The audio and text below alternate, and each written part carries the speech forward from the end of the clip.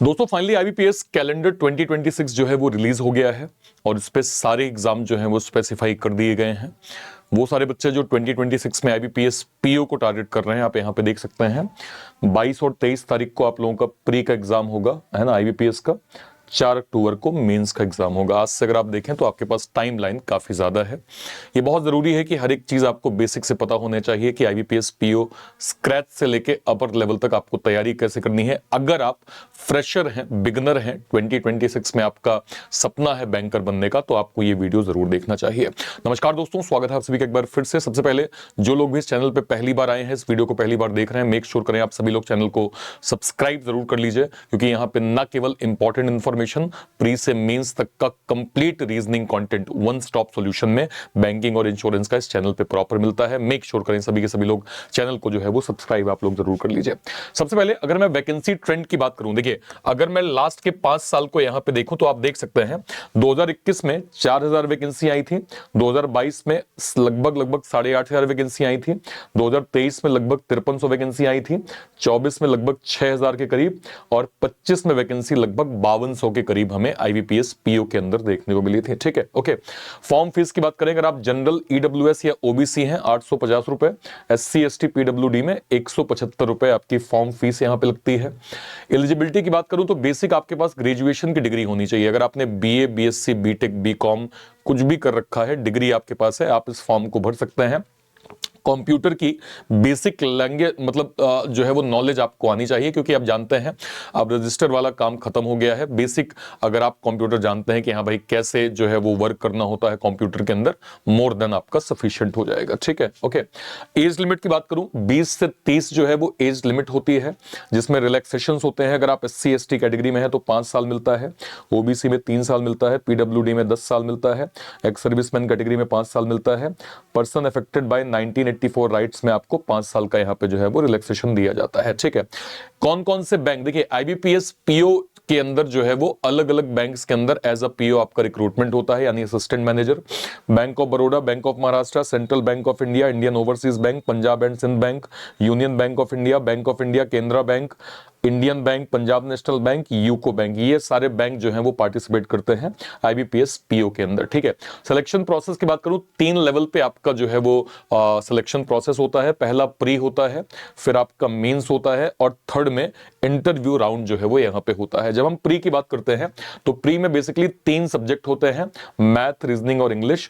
English के 30 question 30 marks, math और reasoning क्या कहते हैं उसमें क्वांट में 35 क्वेश्चन 30 मार्क्स होते हैं, और रीजनिंग की अगर मैं बात करूं 35 क्वेश्चन 40 मार्क्स आपके होते हैं। टोटल सभी में 20 मिनट का टाइम जो है वो यहां पे अलॉट होता है।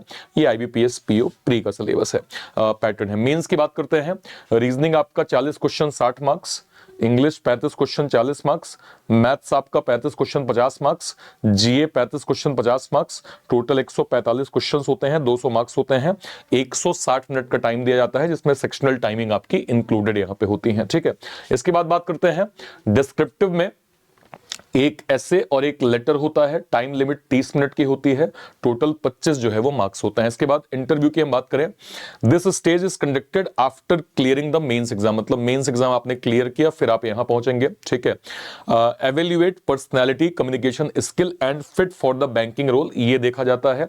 मिनिमम क्वालिफिकेशन क्वालिफाइंग मार्क्स 40%, अगर आप जनरल कैटेगरी में है तो आपको एटलीस्ट ओवरऑल नंबर का 40% लाना होगा, 35% जो है वो रिजर्व कैटेगरी में होता है। फाइनल सिलेक्शन में 80% वेटेज आपका मेंस के नंबर का होता है, 20% जो वेटेज होता है वो इंटरव्यू का होता है, इसको ध्यान रखिएगा। ठीक है, ओके। अब बात कर लेते हैं कट ऑफ की। लास्ट ईयर का जो कट ऑफ आईबीपीएस पीओ का गया था 100 नंबर में प्री के अंदर, वो जनरल का 49.21, एससी का 45, एसटी का 40, ओबीसी का 49, ईडब्ल्यूएस का 49, एचआई का यहां पे 20, ओसी का 33, वीआई का 21.65 और आईडी का यहां पे 21.83 यहां पे जो है वो गया था कट ऑफ। ठीक है, सेक्शन वाइज बात करते हैं, अगर हम यहां पे सेक्शन वाइज देखेंगे तो क्वांट का जो जनरल कैटेगरी का कट ऑफ गया था वो गया था 4.25, ठीक है। और इसके बाद ये आई गेस यहाँ पे कैटेगरी जो है वो उल्टा दी हुई है। जनरल कैटेगरी का कट ऑफ 6.25 था, अदर कैटेगरीज का 4.25। रीजनिंग के अंदर general category 9.75, other category 5.50। English में अदर कैटेगरी मतलब जनरल कैटेगरी यहाँ पे 13.25 और अदर कैटेगरीज 9.75 यहाँ पे कट ऑफ सेक्शन वाइज गया था।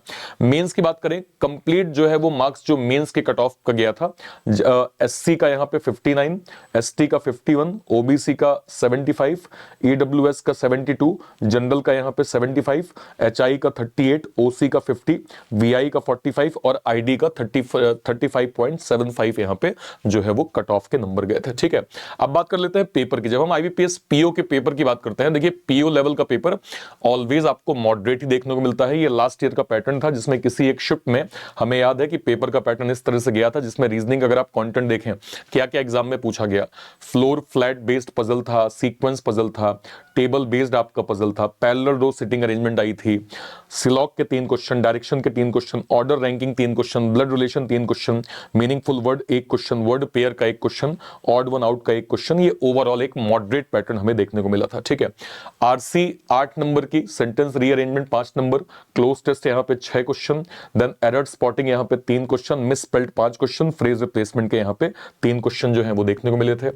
Table DI, train based, bar graph, caselet DI, quadratic equation, approximation, application, sum के यहाँ पे 10 क्वेश्चन जो है आईबीपीएस पीओ के अंदर हमें जो है वो देखने को मिला था, ठीक है। ओके, अब सवाल होता है कि सर कितने अटेम्प्ट्स हम आईबीपीएस पीओ के अंदर हमें मिलते हैं। तो ध्यान रखिएगा, इसमें कोई अटेम्प्ट का क्राइटेरिया नहीं है। IBPS PO does not have any fixed limit of number of attempt. Candidate can be appear for multiple time as long as they fulfil the eligibility condition, mainly the age requirement, ठीक है। General category के लिए 20 से 30 साल तक की age limit होती है, बाकी में जो है वो कुछ रिलैक्सेशन मिलते हैं। बाकी कोई नंबर ऑफ अटेम्प्ट का कोई अलग से क्राइटेरिया नहीं होता है। तो आप जब तक आपकी एज है तब तक आप इसमें लगातार जो है वो एग्जाम दे सकते हैं, ध्यान रखिएगा, ठीक है। ओके, अब बात करते हैं सैलरी की। बेसिक जो सैलरी होती है आईबीपीएस पीओ के अंदर 48,480 होती है, और अभी जब से 12 सेटलमेंट जो है वो क्लियर हुआ है, इसके अकॉर्डिंग नियर अराउंड जो है वो 80 to 90,000 के करीब आपकी सैलरी जो है वो नियर अराउंड बन जाती है, जिसमें अलग अलग जो है वो कई तरह के बेनिफिट्स भी मिलते हैं। अच्छा, ये जब इन हैंड सैलरी की हम बात करते हैं, इसमें कई बेनिफिट्स होते हैं जब डिडक्शंस आपके होते हैं, जो कि अलग अलग, चाहे मैं प्रोविडेंट फंड की बात करूं, पेंशन कंट्रीब्यूशन की बात करूं, तो सैलरी के नंबर नियर अराउंड 70 से 75 के बीच में आपको मिल जाते हैं, ठीक है।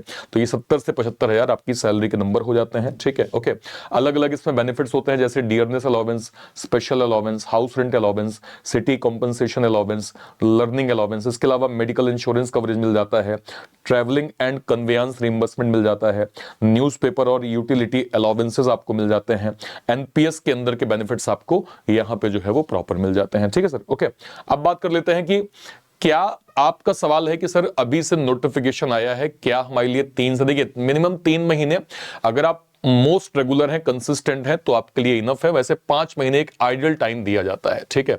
आपको यहां पे करना क्या है कि सबसे पहले क्वांट, रीजनिंग, इंग्लिश को आप बिल्कुल स्टार्ट से जो है वो प्रैक्टिस करना शुरू करिए।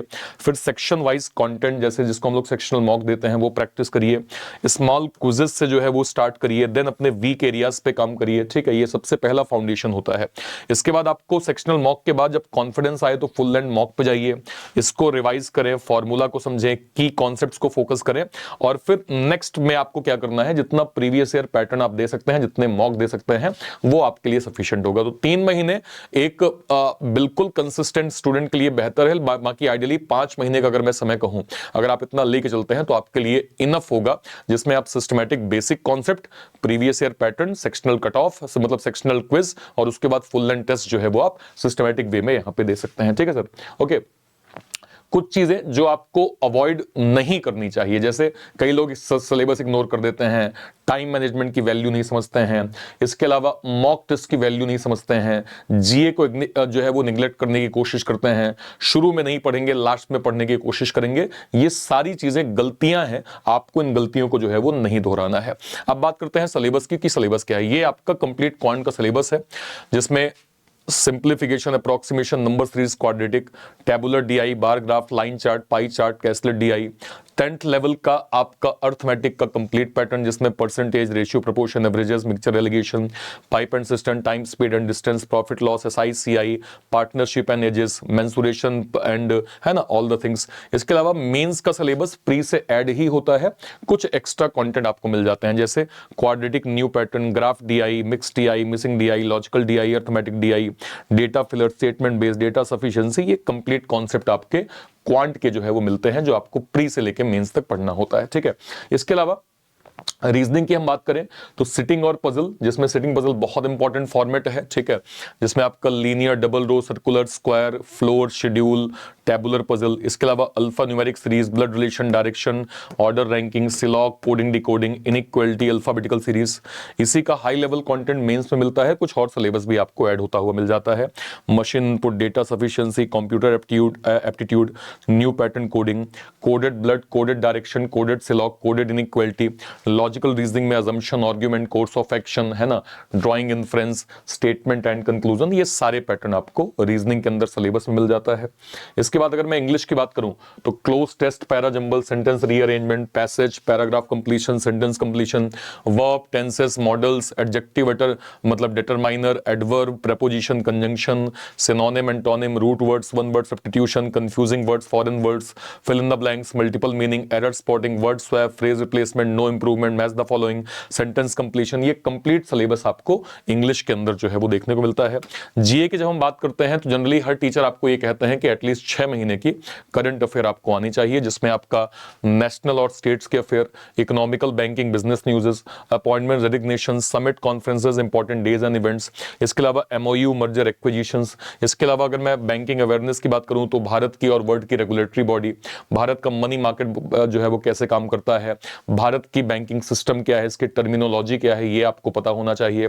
इसके अलावा स्टैटिक पार्ट में इंडिया के स्टेट्स और culture, countries, capital currencies, national parks, wild life sanctuaries, सांसद और उनके संसदीय क्षेत्रों के बारे में पूछा जाता है। ये सारी चीजें आपका बेस लेवल पे आपको तैयार करना होता है। अब देखिए, दो चीजें हैं, टाइम आपके पास पर्याप्त है पढ़ने का, आप चाहे तो अभी से बिल्कुल स्क्रैच से स्वयं से पढ़ सकते हैं। देखिए, स्वयं से पढ़ने में एक दिक्कत ये होती है कि आपको सिस्टमैटिक जो है वो आपको नहीं पता होता कि कौन सा कंटेंट किस एग्जाम के लायक है, क्योंकि आईबीपीएस पीओ एक लेवल अप कंटेंट देता है और वो लेवल अप कंटेंट की प्रैक्टिस आपको करनी पड़ेगी, अदरवाइज आप कंपटीशन में पीछे हो जाएंगे। इसको ध्यान रखते हुए एग्जाम ट्यून ने कुछ स्पेशल बैचेस लॉन्च किए हैं, जो कि अगर मैं आपको बताऊंगा 2026 के एग्जाम्स के हिसाब से, सबसे पहली चीज हमने फाउंडेशंस के बैचेस जो है वो क्या कहते हैं लॉन्च किए हैं, प्लस आपको बैंक महानायक, जैसे अगर आप इसी वीडियो के डिस्क्रिप्शन बॉक्स में जाएंगे या फिर आप जैसे मान लीजिए कोई भी वीडियो, लेट सपोज मान लीजिए मैं इस चैनल पे हूं, किसी भी वीडियो पे आपने लाइव सेक्शन पे क्लिक किया, जैसे ही आप इसके डिस्क्रिप्शन बॉक्स में जाएंगे मान लीजिए इस वीडियो के, तो यहां पे आपको एक बैच मिल जाएगा जिसको हम बोलते हैं आरएम फाउंडेशन। आरएम फाउंडेशन 2026 के सभी बड़े एग्जाम्स को जो है वो कवर करने के लिए बैच बनाया गया है, स्पेशली पीओ लेवल कंटेंट में। आईबीपीएस पीओ के लिए इस बैच के माध्यम से आप बिल्कुल स्क्रैच से जो है वो अपनी स्टडी कर सकते हैं। ठीक है सर, यहाँ पे कंप्लीट मैथ, रीजनिंग, इंग्लिश, जीए, कंप्लीट कंटेंट आपको प्री से मेंस तक का मिल जाएगा। तो ये वन स्टॉप सॉल्यूशन आपके आईबीपीएस पीओ की प्रिपरेशन के लिए है। बट मैं आपको रिकमेंड मैं आपको क्या करूंगा कि आपको जो है वो बैंक महानायक के साथ जाना चाहिए। सर बैंक महानायक क्या है? बैंक महानायक में जितने भी बैचेस एग्जाम ट्यून के अंदर अगले 1 साल तक कुछ भी लॉन्च होगा, कोई भी बैच आपका एग्जाम ट्यून के अंदर अगले 1 साल तक लॉन्च होगा, वो सब कुछ आपको बैंक महानायक के अंदर मिल जाएगा। तो इसी वीडियो के डिस्क्रिप्शन बॉक्स में सबसे ऊपर आपको बैंक महानायक की लिंक मिल जाएगी, वहां से आप इसको प्रॉपर अवेल कर सकते हैं। हालांकि कुछ बैचेस और हैं, जैसे आप अगर यहां पे देखें तो हमने चाणक्य रीजनिंग, जो लोग केवल रीजनिंग पढ़ना चाहते हैं, रीजनिंग की फाउंडेशन की स्टडी करना चाहते हैं, उनके लिए हमने 2026 के एग्जाम के लिए कंप्लीट रीजनिंग फाउंडेशन का ये बैच लॉन्च किया है। ये आपको इंडिविजुअल भी मिल जाएगा और ये रीजनिंग नायक सब्सक्रिप्शन के अंदर भी मिल जाएगा। रीजनिंग नायक सब्सक्रिप्शन क्या है? जितने भी बैचेस एग्जाम ट्यून के अंदर लॉन्च होते हैं, स्पेशली रीजनिंग के, वो सारे बड़े बैचेस आपको रीजनिंग नायक सब्सक्रिप्शन के अंदर मिल जाएगा।